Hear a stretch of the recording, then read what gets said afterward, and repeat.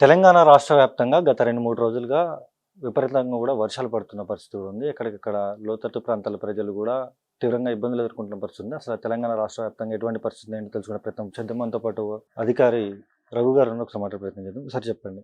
ముఖ్యంగా అసలు తెలంగాణ రాష్ట్ర వ్యాప్తంగా ఎటువంటి పరిస్థితి ఉంది? రానున్న రోజుల్లో ఎటువంటి వర్షపాతం నమోదయ్యే అవకాశం ఉంది?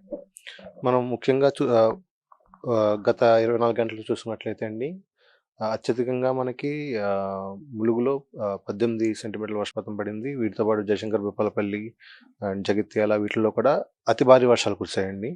అరౌండ్ 12 చోట్ల అతి భారీ వర్షాలు, 46 చోట్ల భారీ వర్షాలు పడడం జరిగింది. ముఖ్యంగా ఈ భారీ వర్షాలు అన్నది ఇవాళ కూడా మనకి కంటిన్యూ అవ్వచ్చు.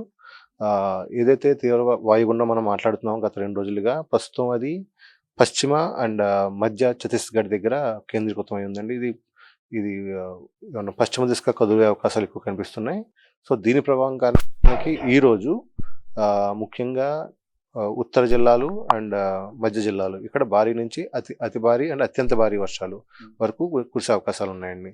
ముఖ్యంగా మీరు చూసుకున్నట్టయితే ఇక్కడ ఏదైతే మనం రెడ్ వార్నింగ్ ఇచ్చామో ఇక్కడ మనకి అత్యంత భారీ వర్షం అంటే ఈరోజు 20 సెంటీమీటర్స్ ఎబోవ్ రెయిన్ఫాల్ ఉండే అవకాశాలు ఉన్నాయి.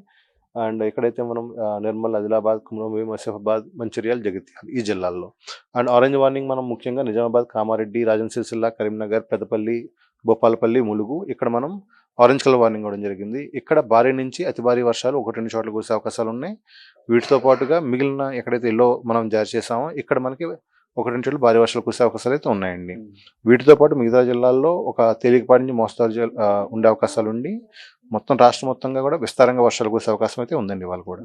ముఖ్యంగా రెడ్ అలర్ట్ జారీ చేసినటువంటి ప్రాంతాలలో మొత్తం గోదావరి పరివాహక ప్రాంతాలు ఇవన్నీ కూడా అక్కడ ఏమన్నా ఎక్కువ ఎఫెక్ట్ ఉండే అవకాశం ఉందా? అవునండి. యాక్చువల్ మీకు ఆ గోదావరి డెల్టా ఏదైతే ఉందో మనకి Maneru and middle Godavari, lower Godavari and Indravati ఈ 4 బేసిన్స్లో కూడా మనకి ఈ వర్షపాతం వల్ల కొంచెం ఎక్కువ ఇన్ఫ్లో వచ్చే అవకాశాలు అయితే ఉన్నాయండి. ముఖ్యంగా అసలు ఈ వర్షాలు ఎంతకాలం ఉండే అవకాశం ఉంది సార్? ఇది ఇవాళ రేపు అంతే అండి. ఇవాళ కొంచెం ఎక్కువగా ఉంటే రేపు తగ్గుముఖం బట్టి క్రమేపీ 3వ రోజు నుంచి మళ్ళీ మనకి తెలియకుండా మోస్తారు జల్లులు కురుస్తాయి కానీ భారీ వర్షాలు కురిసే అవకాశాలు అయితే లేవండి. ముఖ్యంగా రైతులు ఎవరైతే ఉన్నారో రైతులు మొన్నటిదాకా కూడా కరువు ఉంది, నీళ్ళు లేక ఇబ్బందులు పడ్డ పరిస్థితి ఉంది. ఇప్పుడు వర్షాలు కురుస్తున్నాయి. దీనివల్ల రైతులకి ఎటువంటి సూచనలు అందిస్తున్నారు? ఇదండి, ఈ వర్షం పడిన వర్షం కూడా రైతాంగానికి ఉపయోగపడే వర్షం కాదండి. ఎందుకంటే రైతాంగానికి ఎప్పుడు వర్షం ఉన్నది మనం ఋతుపవనాల టైం ఎలా ఉంటుందంటే స్లోగా కురుస్తూ ఉంటుంది, ఎక్కువ రోజులు ఉంటుంది. ఇప్పుడు ఆ పరిస్థితి లేదు. జస్ట్ నిన్న మొన్న ఆ పైన ఈ 2-3 రోజుల నుంచి మనకు వర్షాలు ఉన్నాయి. మళ్ళీ వచ్చే 3-4 రోజులు మళ్ళీ వర్షాలు లేవు. సో ఇదేంటంటే మళ్ళీ ముందు ఒక వెట్ స్పెల్, తర్వాత ఎక్కువ డ్రై స్పెల్ ఇలా ఉండడం వల్ల ఏంటంటే రైతులు కొంచెం వర్షం పడుతుందని భ్రమలో ఉండి కొంచెం మళ్ళీ ఈ నీటి లభ్యత లేని ప్రాంతాల్లో ముందుకు వెళ్తే మాత్రం ఇబ్బందులు ఎదుర్కొనే పరిస్థితులు ఉంటాయి.